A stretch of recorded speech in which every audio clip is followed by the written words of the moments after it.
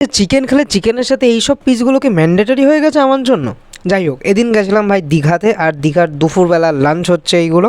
প্রথমে চলে এসেছিলো একটু চিপস, তারপর চলে এসেছিলো এখানে সাদা ভাত, আর তারপরে চলে এসেছিলো ভাই এখানে মাছের মাথা দিয়ে ডাল। বাট আমার পাশের কাকু ভাই মাছের মাথার যে কাঁটাগুলো সেগুলো খেতে ভাই সেই পছন্দ করে বলে একদম ভরে দিয়ে দিয়েছিলো। তারপর আমার পাতেও চলে এসেছিলো এখানে ডাল, একটুখানি লেবু চিপে নিয়ে সুন্দরভাবে মেখে খেয়ে নিলাম ভাই ডাল দিয়ে। ভাই দেবে যারা যারা লাইক শেয়ার সাবস্ক্রাইব এখনও করোনি তাড়াতাড়ি ভাই করে দাও। ইনস্টাগ্রাম থেকে দেখলে, ফেসবুক থেকে দেখলে তাড়াতাড়ি ফলো করো, আর ইউটিউব থেকে দেখলে তাড়াতাড়ি করে সাবস্ক্রাইব করো ভাই। তারপর চলেছিল এখানে পটল চিংড়ি, আর পটল চিংড়ির মধ্যে চিংড়ি খুঁজে পাওয়াটা একটুখানি ভাই ইম্পসিবল টাইপসের তো ছিলই ভাই।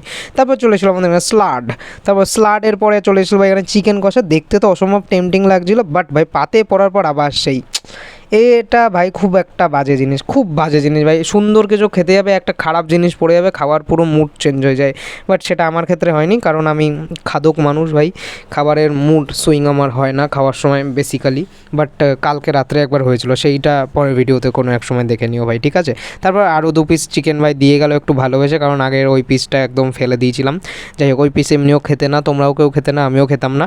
বাট ভাই খেতে সত্যি সেই ছিল। দীঘা ট্রিপ পুরো একটা বড় ভ্লগ রূপে আনার চেষ্টা করছি, আর সেইটা দেখার জন্য অবশ্যই সাবস্ক্রাইব করো। ইউটিউবে আসবে ভাই ভিডিওটা অনলি ফর ইউটিউব, মানে আপাতত অনলি ফর ইউটিউব। সেখানে যদি ভিউজ না আসে তারপর আমি পরে চেঞ্জ করে দেবো ভাই, সব জায়গায় দিয়ে দেবো।